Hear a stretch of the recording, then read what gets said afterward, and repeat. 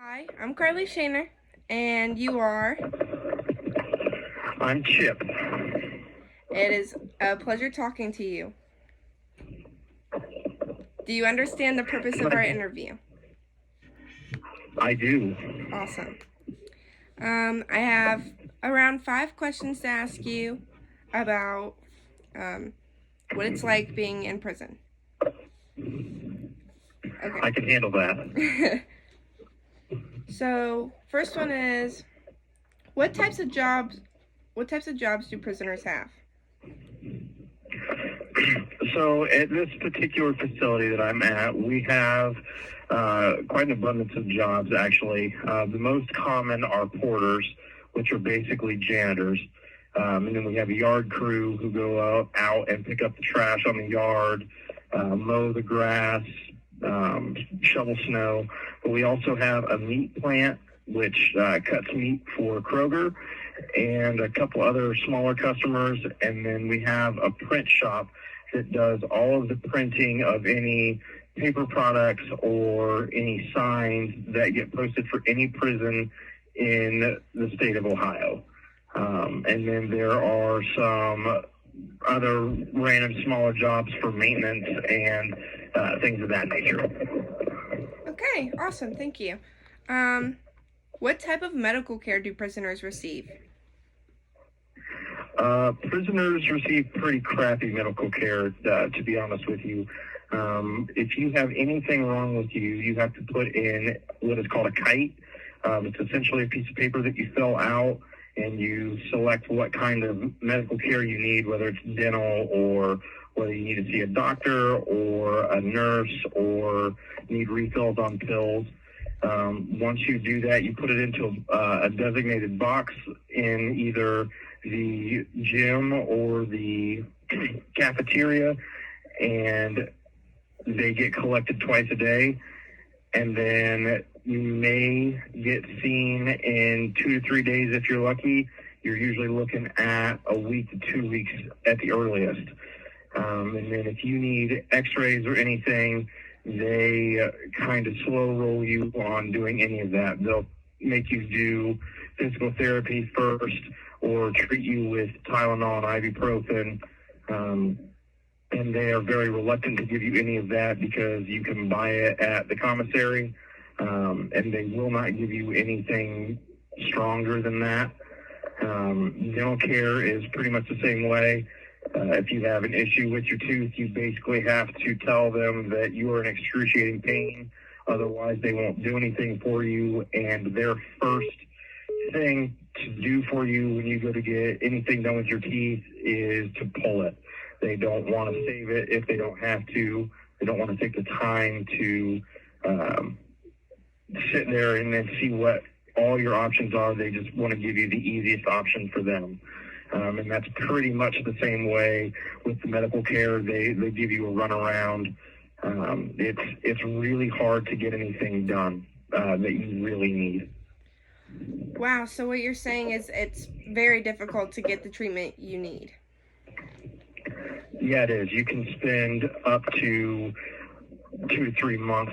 You could spend up to 2 to 3 months to get the medical care that you really need. I actually know somebody whose knee gave out on him in November, and he has been trying to get an MRI since it happened, and they still have not done anything for him. Wow, that is... Okay, so our next question is, how does the prison commissary system work? So the commissary system itself is pretty simple. You have money on what prisoners call their books. It's actually a trust fund through a company called GTL that the prison has contracted to handle all of that. You go to commissary, and it's basically like walking through the store, except you don't pick anything out on your own. We have 5 different windows. You tell the person at that particular window what you want, whether it's chips or candy or pop, and you work your way through. You can spend up to $200 every other week, which is usually pretty sufficient. And then they ring you up and you give them your ID at the end. And if you don't have enough money on your books for all of the items that you've ordered. Whatever is left when they hit your limit goes back and gets put back into stock. And then you carry all of your commissary back to your block. So that part of it is pretty simple. However, to get money on your books, you have to have people on the outside approved as visitors to be able to get any money on your books. And that is totally reliant on getting them to fill out the information, have everything that they need to have, and send it in. And then once the prison receives it, it's supposed to go from your mailroom to your case manager, and the case manager is the person who approves or denies a visitor. That can take anywhere from a week to, as I've experienced, 6 months. I had somebody who had been trying literally for 6 months to get an application in and ended up having to send 4 of them because our mailroom lost the application. So it is not a super high priority for them. I've had so many issues with that part of the equation, it's not even funny. So commissary, even though the state makes money off of the commissary, they aren't in any rush to help you get any money on your books at all to spend for them. Wow.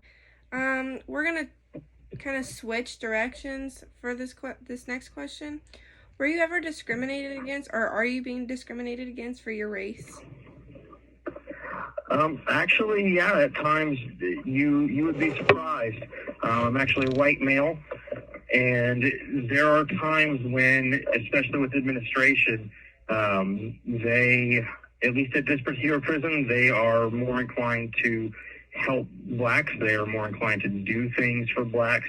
And as I experienced today with one of the wardens walking through, the deputy warden was real nice to a couple of black guys, and a white guy walked up to her and went to ask a question, and she said, "Wait a minute," and then went on to talk to a couple other people that weren't actually talking to her before she finally came back to the white guy. So yes, there is racial discrimination, but it works both ways. There are COs who are racist against blacks. There are COs who are racist against Mexicans. So the racial discrimination isn't just one-sided. It's for everybody.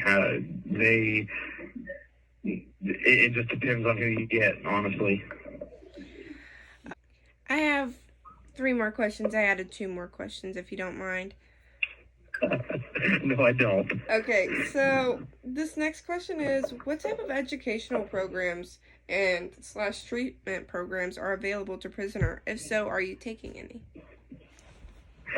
So there is actually a lot of educational opportunities. The biggest problem is getting into them. If you come into prison and you don't have a GED, you are automatically enrolled into classes to get you your GED. That is kind of a mandatory thing that they put you in, and you can drop out, but it takes you a little while to be able to drop out of that. As far as higher education goes, we have through this prison St. Clair Community College in here, so you can get an associate's degree in either business administration or culinary management. I'm currently taking culinary management. That's it's not really what I wanted to do, but it's where the open slot was, and it's actually turned out to be a really good thing for me. Keeps me busy 3 days a week, plus I have homework to bring back to the block and do. So it's actually a pretty good challenge. As far as programs go for educational purposes, that's a whole different story. I've learned a lot about that as I've come into prison. If you are a low-risk offender, even if you are supposed to take a program, they put you at the bottom of the list, and in some cases those lists can be as high as 500 to 800 people. And if people who come in after you are higher risk to reoffend, they jump you on the list so that they could take the class before you can. So I've been on a waiting list for at least 2 programs that I know of, and I probably won't even get into either program before I leave, just because I'm so far down on the waiting list. And a little bit of it goes back to your previous question with racial discrimination. They only do a certain amount of each race for these programs as well, which also limits you in your ability of getting in. So it's very hard to get into programs that you need, and they don't do a good job of even helping you find out who you need to talk to be able to get into programs. They'll tell you to kite the programs, and then when you cut the programs, they tell you to talk to your case manager. And 9 times out of 10, your case manager is the person who referred you to kite programs. So no one really wants to help you get in. It's very hard. And even for me getting into Sinclair, I had to go up and visit them almost every week, and I had to kite them almost every week about getting into Sinclair. So it's kind of one of those, the squeaky wheel gets the grease kind of things. But if you want to better yourself and rehabilitate yourself while you're in here, you have to push and you have to be very annoying instead of being offered the help. This call is originating from an Ohio correctional facility and may be recorded and monitored. You have to force your way into getting the help, which is not really what this is supposed to be about, but that's what they make it about. They make it almost as hard as they can to get you the help that you need. Wow. Tell me about it. Our next question is, how available are chaplains, and do you know how to contact them in emergency? Did you say chaplains? Yes. The chaplains are relatively easy to get a hold of. They have office hours, usually Monday through Friday, from about 8 a.m. until about 3:30-ish. I have not had the best of experiences with our chaplains here, but that's just in minor passing things. When my dad passed away, though, I did go down to the chaplain's office, and it only took me maybe 10 minutes to get in to see the chaplain. So the availability of them are actually pretty good. The quality leaves a little bit to be desired, but religious services are probably one of the better things of this prison. They do a lot of groups when it comes to that. They've got a group that meets Friday night. They have Rock City Church that comes in every Wednesday night, and they do events for Catholics, for Muslims, Christians, pagans. So the religious services aspect of this place is actually probably one of the better things that I've experienced in prison. That's good. That's better. Some kind of positive news. All right, so my last question for you is, since you're still incarcerated, I guess this still applies to you, but what are the challenges that you think you'll end up facing when you re-enter a larger society? And what do you think could be done to assist you when you're in preparation with societal integration?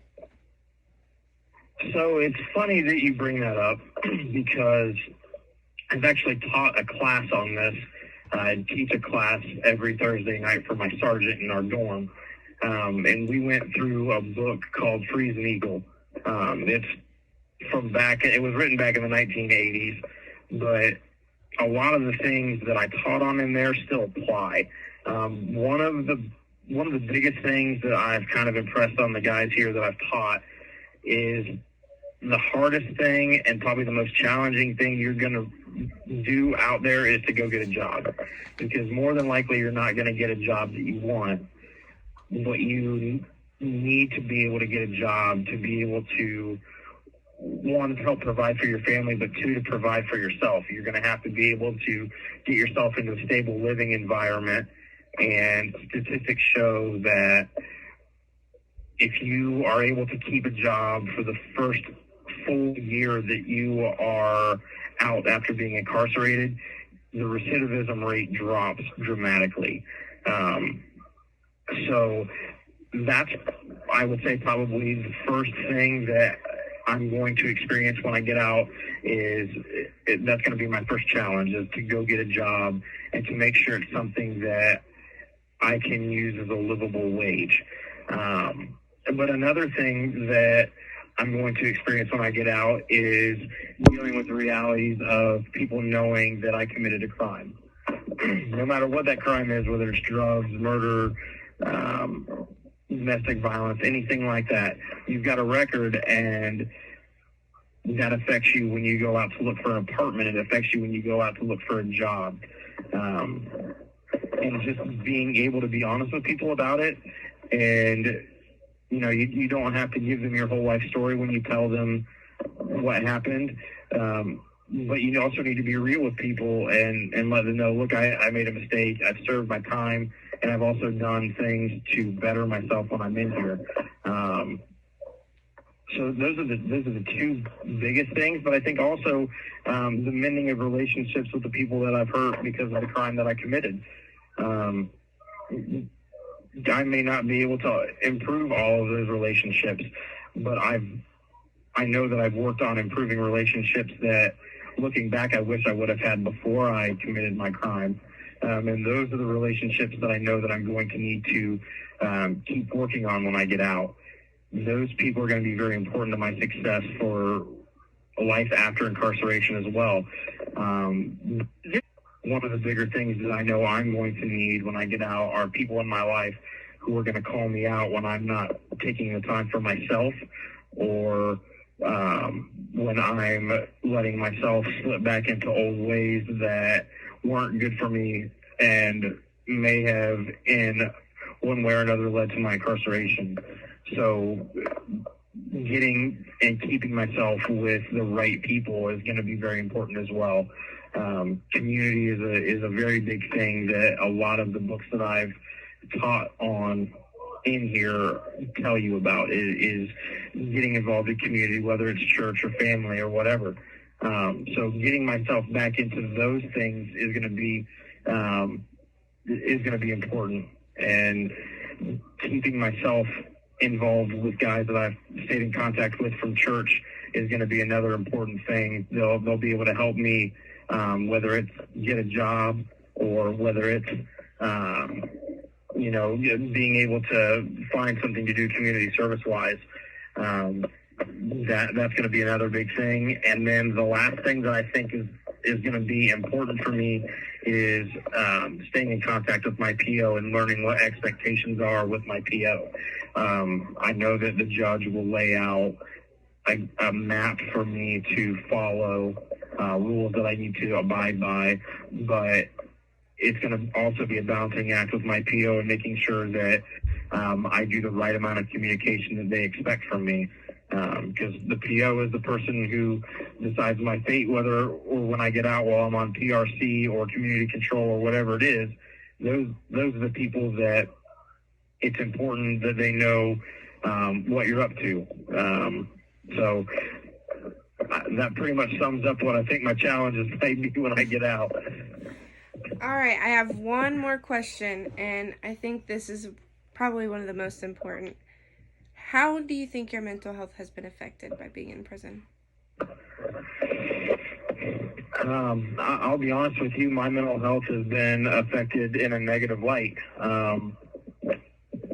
When I first caught my case, I realized how far I let my mental health slip, and I realized a lot of things that I didn't get to take care of when I was out, or things that I never even thought I needed to take care of. And so I started to take care of those. I started seeing a therapist once a week. I was on depression medication. I was on anxiety medication, things that I probably should have been on a long time ago. And when I got to prison, one of the first things you do when you get there, it's like the second day that you're in prison, you go and see a mental health evaluator who just does a quick assessment of your mental health and refers you to mental health to see if you need more. And when I went and talked to her, I told her what medications I was on were, and she just laughed at me and said, well, you're not going to get those while you're here. And that showed me that I wasn't going to get the help that I needed while I was in here for my mental health. I just thought that that was probably the worst thing you could have done to somebody who really needed the help after a very life-changing thing just happened to them. And then it took mental health 3 months to see me after that. So by the time I got in there, I had been off of my depression medications for going on 4 months. Been off my anxiety medicine for almost 4 months. So at that point, I had relearned how to cope without having those aids. And I'll be honest with you, I had a lot of anxiety attacks my first probably 6 to 7 months in prison. After about 3.5 months, I got transferred from the reception center to the prison I'm currently at. And that was a big change as well. And the second day you're at the prison, you go and talk to mental health, and you talk to guys that they see you get a pass to mental health, and you talk to the guys, and they're like, oh yeah, they're not going to do anything for you. After I told them what the medicine I was on the outside was, and the only thing I can get for anxiety is something that my doctor on the streets told me wouldn't even be close to enough. So when I realized that I was not going to get the help that I needed mental health wise here, I just decided that I would probably be better off on my own. So I know for a fact that in those ways, my mental health has been hindered a lot. All the progress that I had made on the streets with my counselor basically is just at a standstill. And when I get back out, I fully intend on going back to see my counselor. That was probably one of the best things I ever did. But in here, it's just kind of a joke. I mean, guys will get passed to go to mental health to see their counselor or whatever you want, and they get there and wait for half an hour just to be told that their mental health professional isn't there. And the CEOs kind of hinder them with that. I mean, they go and make them wait for absolutely nothing. So I guess I kind of just figured it was in my best interest to stay away from that, because it was going to be something that was just going to stress me out. And I was going to get frustrated and stressed out about not being able to get the right kind of help that I needed. And I'll be honest with you, my bunkie goes and sees mental health, and just the stories that I get from him just kind of make it seem like it's all for show, more than it is about really helping you. And then there have been some things that have happened here that kind of make you wonder and make you look over your shoulder about whether or not something's going to happen to you. Death, assaults, things like that. So in that way, it's also a negative thing. You're not in an environment that is conducive for good mental health. In all honesty, this place does more to tear you down than it does to build you up. Wow. Thank you so much for letting me interview you and letting me have your time. You're very welcome. I'm glad I got to be a part of this for you.